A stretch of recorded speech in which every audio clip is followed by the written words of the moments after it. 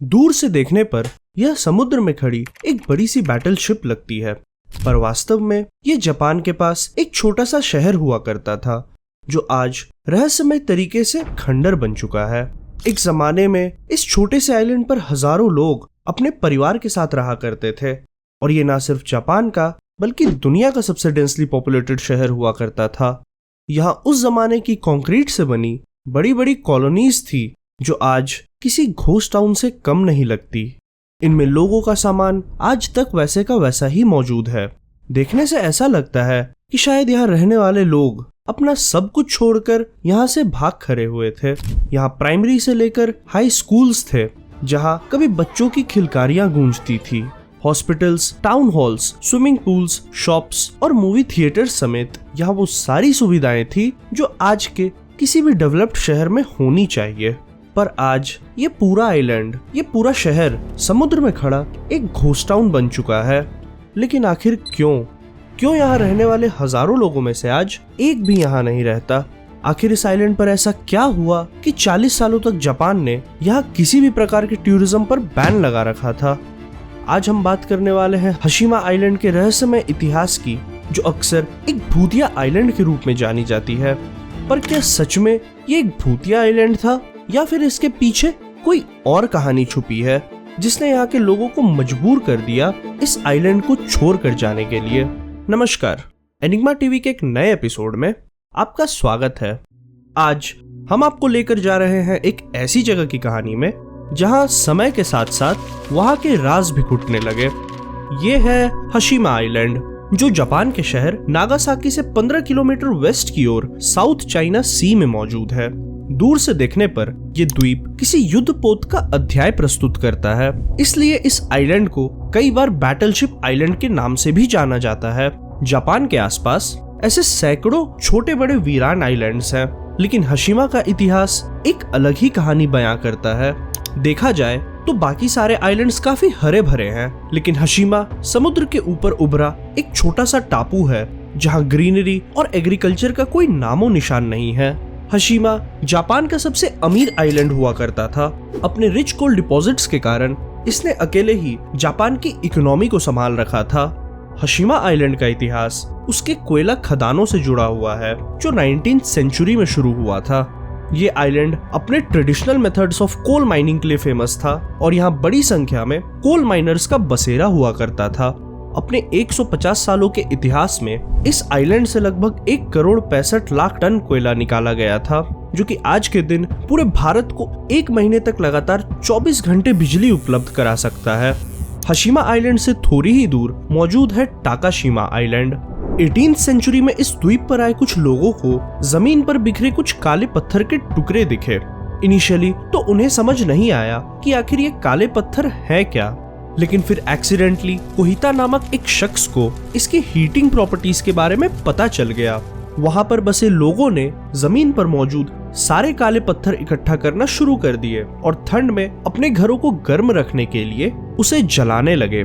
देखते ही देखते लोगों ने जमीन के अंदर से भी कोयले के पत्थरों को निकालना स्टार्ट कर दिया और समय के साथ उसका और इस्तेमाल करना भी सीख लिया। कोयले की शानदार हीटिंग प्रॉपर्टीज की जानकारी जल्द ही दुनिया भर में फैलने लगी और देखते ही देखते 1850s तक नागासाकी एक इंटरनेशनल शिपिंग पोर्ट में तब्दील हो चुका था। अमेरिका और चाइना के लिए ये एक स्टॉप ओवर पोर्ट बन गया जहां पर इंटरनेशनल कार्गो सेलिंग शिप्स रुकती थी। कोल की हाई एनर्जी प्रोड्यूसिंग खासियत के कारण यूएस और यूके जैसी कंट्रीज भी अपने सेलिंग शिप्स के स्टीम इंजन्स को कोल पावर्ड इंजन से रिप्लेस करने में लग गई। जर्नी के दौरान शिप्स नागासाकी पोर्ट पर रिफ्यूलिंग के लिए रुकने लगी, जहां पे इन जहाजों पर कोयला एज फ्यूल लोड किया जाता था और ये कोयला नागासाकी से थोड़ी ही दूर टाकाशीमा आइलैंड से लाया जाता था। जैसे जैसे कोयले की डिमांड बढ़ने लगी, टाकाशामी आइलैंड के लोगों ने जमीन के नीचे से और कोयला निकालना शुरू कर दिया। देखते ही देखते टाकाशीमा आइलैंड पर कोयला खत्म हो गया और कोयले की हाई डिमांड को पूरा करने के लिए जापानियों ने आसपास के आइलैंड्स का रुख करना शुरू कर दिया, जिसके बाद हशीमा उन्हें एक ऐसा आइलैंड मिला जहां कोयला भरपूर मात्रा में मौजूद था।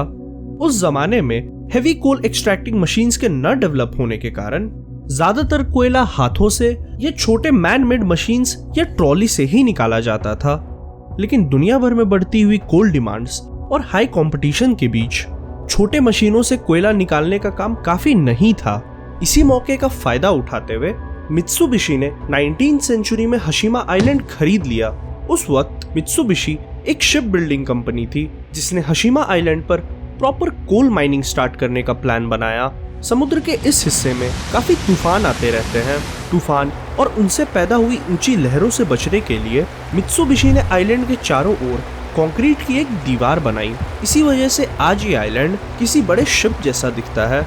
मित्सुबिशी ने यहाँ के कोल माइंस में काम करने वाले वर्कर्स के लिए घर भी बनाए। 1916 तक हशीमा के कोल माइंस में 3000 वर्कर्स काम कर रहे थे, जो हर साल 150 टन कोयला जमीन से निकाल रहे थे। समुद्र के ऊपर छोटा सरफेस होने की वजह से यहाँ रहने की जगह काफी कम थी, इसलिए मित्सुबिशी ने वर्कर्स और उनके फैमिलीज के लिए रेसिडेंशियल कॉम्प्लेक्स भी बनवाए। उस समय हशीमा की रेसिडेंशियल कॉलोनीज जापान की सबसे बड़ी कॉलोनीज हुआ करती थी, लेकिन फिर भी वर्कर्स के बढ़ते तादाद के लिए ये कॉलोनीज में जगह जल्द ही कम पड़ने लगी और मित्सुबिशी न्यू वर्कर्स के लिए और रेसिडेंशियल बिल्डिंग्स बनाता चला गया। साल 1941 आते आते हशीमा आइलैंड की कोल प्रोडक्शन कैपेसिटी सालाना 4,10,000 टन तक जा पहुंची और ये साल दर साल बढ़ती ही जा रही थी। ईयर 1959 में हशीमा आइलैंड की कुल आबादी 5,000 से ज्यादा हो गई और यहाँ की population density 1391 people per hectare तक जा पहुंची। इतनी घनी आबादी आज तक दुनिया के किसी भी हिस्से में नहीं पाई जाती। इसका अंदाजा आप इस बात से लगा सकते हैं कि भारत की पॉपुलेशन डेंसिटी आज 588 पीपल पर हेक्टेयर की है। हशीमा पर रह रहे वर्कर्स का कहना था कि वहाँ एक रूम 3 वर्कर्स को शेयर करना पड़ता था, जिसमें मुश्किल से 2 लोगों की ही सोने की जगह बन पाती थी और तीसरे वर्कर को मजबूरन कबर्ड में सोना पड़ता था। माइन की बात की जाए तो वो हशीमा आइलैंड से 1 किलोमीटर नीचे खोदकर बनाई गई थी, जहाँ टेम्परेचर 40 डिग्री सेल्सियस और ह्यूमिडिटी 95% से भी ऊपर चला जाता था। इतने हार्श कंडीशंस में काम करना वर्कर्स की सेहत के लिए जोखिम भरा बनता जा रहा था। माइन में काम करते करते कई वर्कर्स को अपनी जान भी गंवानी पड़ी। वर्ल्ड वॉर 2 में जापानियों द्वारा कैद किए गए कोरियन और चाइनीज वर्कर्स से भी फोर्स्ड लेबर के रूप में जबरन काम करवाया जाता था, जिसके लिए पूरी दुनिया आज तक जापान की आलोचना करती है। इसी वजह से वर्ल्ड वॉर 2 के बाद जब जापानीज रिजीम चेंज हुई, तब दुनिया भर में अपनी साख बचाने के लिए जापान ने हशीमा आइलैंड पर वर्कर्स के लाइफ को बेहतर बनाने के लिए कई फैसिलिटीज भी बनवाई, जैसे कि मूवी थिएटर, जिम्स, स्कूल्स और एंटरटेनमेंट सेंटर्स। ये सारी फैसिलिटीज वर्कर्स और उनके फैमिलीज के लिए फ्री रखी गई। वर्ल्ड वॉर 2 से पहले तो यहाँ वर्कर्स को पीने का साफ पानी भी नहीं मिल पाता था, लेकिन बाद में जापान में आई नई सरकार ने एक direct under water pipeline connection सीधा मेनलैंड जापान से कनेक्ट किया, जिससे हशीमा के वर्कर्स को पीने का फ्रेश पानी मिल सके। 1960s आते आते हशीमा आइलैंड का कोल प्रोडक्शन अपने पीक पर पहुंच चुका था और ये जापान की इकोनॉमी को लगातार बूस्ट करता जा रहा था। लेकिन इस वक्त तक कोयले से होने वाले प्रदूषण को लेके पूरी दुनिया में इसके इस्तेमाल के खिलाफ आवाजें उठने लगी और देखते ही देखते कोल पावर्ड इंजन्स का डाउनफॉल शुरू हो गया। विश्व के कई बड़े देश और एनजीओज ने कोयले को पर्यावरण के लिए हानिकारक करार देकर ऑयल बेस्ड एनर्जी रिसोर्सेज की तरफ शिफ्ट होना शुरू कर दिया। इसके चलते इंटरनेशनल मार्केट में कोयले की डिमांड तेजी से गिरने लगी और देखते ही देखते दुनिया भर की कोल माइंस या तो कम प्रोडक्शन करने लगी या तो साफ बंद ही हो गई, जिसका असर हशीमा कोल माइंस पर भी देखने को मिला। आइलैंड की प्रोटेक्शन वॉल भी अब साउथ चाइना सी के तेज लहरों से टूटने लगी थी। हशीमा आइलैंड को मेंटेन करना मित्सुबिशी के लिए अब एक घाटे का सौदा बनता जा रहा था।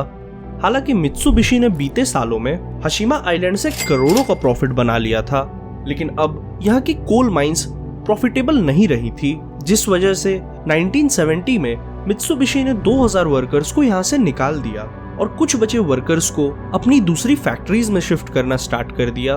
और फिर फाइनली 15 जनवरी 1974 कंपनी ने ऑफिशियली हशीमा कोल माइन को बंद कर दिया। कोल माइन के बंद होते ही हजारों वर्कर्स रातों रात बेरोजगार हो गए और आनन फानन में वे अपना सब कुछ छोड़कर आइलैंड से चले गए। हशीमा आइलैंड के इतिहास में यहाँ के लोगों की एक पूरी पीढ़ी आगे बढ़ी है, लेकिन आखिर में उन्हें अपनी सारी यादें यहाँ से छोड़कर जाना पड़ा। दूसरे विश्व युद्ध से पहले जापान के वर्ल्ड डोमिनेट करने से लेकर युद्ध के बाद गिरते हुए जापानी अर्थव्यवस्था को संभालने तक हशीमा कोल माइंस का एक बहुत अहम किरदार रहा है। आज हशीमा आइलैंड साउथ चाइना सी में एक वीरान पड़ा भटका हुआ टापू है। कोल माइंस बंद होने के बाद भी कई सालों तक जापानीज गवर्नमेंट ने इस आइलैंड पर किसी के भी बिना परमिशन के जाने पर बैन लगा रखा था। इसकी वायलेशन करने वालों के अगेंस्ट स्ट्रिक्ट लीगल लॉज भी बना रखे थे। लोगों का मानना है कि इतने सख्त कानून के डर से जापान अपने द्वारा बनाए गए फोर्स्ड लेबर कैंप्स की असलियत दुनिया से छुपाना चाहती थी, लेकिन जापान का कहना था कि ये नियम उन्होंने आइलैंड पर क्राइम्स और चोरी रोकने के लिए बनाए थे। 21st सेंचुरी के ग्लोबलाइजेशन के दौर में हशीमा आइलैंड को फिर से डिस्कवर किया गया और वहां जाने वाले लोगों ने इसे घोस्ट टाउन के नाम से पॉपुलर बना दिया। देखते ही देखते इस घोस्ट टाउन को एक्सप्लोर करने वाले टूरिस्ट की संख्या बढ़ गई। लोगों के बीच हशीमा आइलैंड को लेकर बढ़ती दिलचस्पी को देखते हुए जापान सरकार ने 2005 में इसे टूरिज्म के लिए खोलने का फैसला किया। गवर्नमेंट ऑफिशियल्स ने कई बार इसके कॉलोनीज को रीडेवलप करने की कोशिश की, लेकिन खराब वेदर कंडीशंस और साउथ चाइना सी में आने वाले तूफानों से यहाँ की बिल्डिंग्स और सी वॉल इतनी डैमेज हो चुकी थी कि इसे वापस से ठीक करना इम्पॉसिबल सा टास्क हो गया था। कई इमारतें तो गिरने की कगार पर थीं। आइलैंड के एक छोटे से हिस्से को पार्शियली रिपेयर कर वहां टूरिस्ट को आने की अनुमति दे दी गई। ये घोस्ट टाउन फिल्म मेकर्स और डायरेक्टर्स के बीच भी काफी प्रचलित है। 2009 की famous TV series life after people यहीं शूट की गई थी और हम सबके फेवरेट जेम्स बॉन्ड की 2011 में आई स्काईफॉल मूवी के काफी थ्रिलर सीन्स को भी इसी आइलैंड पे शूट किया गया था। 2009 में जापान ने हशीमा आइलैंड को यूनेस्को वर्ल्ड हेरिटेज साइट की लिस्ट में डालने की रिक्वेस्ट की थी, लेकिन साउथ कोरिया और चाइना ने इसका भारी अपोज करते हुए इस रिक्वेस्ट को ही ब्लॉक कर दिया। उनका कहना था कि वो जापान द्वारा अपने देश से लाए गए फोर्सफुल लेबर्स की हिस्ट्री को नहीं माफ कर सकते और आखिरकार जापान को अपनी गलती माननी पड़ी और 1940s में हुए फोर्स्ड लेबर को एक्सेप्ट करना पड़ा। आज इस हेरिटेज साइट की हिस्ट्री में फोर्सफुल लेबर्स का जिक्र भी किया जाता है। क्या आपने कभी इससे पहले इस फेमस घोस्ट टाउन के बारे में सुना था? अगर हाँ, तो हमें कमेंट सेक्शन में जरूर बताएं। ऐसे और अनोखी और अनकही कहानियां जानने के लिए हमारे चैनल को सब्सक्राइब जरूर करिएगा। हम फिर मिलेंगे एक ऐसे ही इंटरेस्टिंग और डिटेल्ड वीडियो के साथ।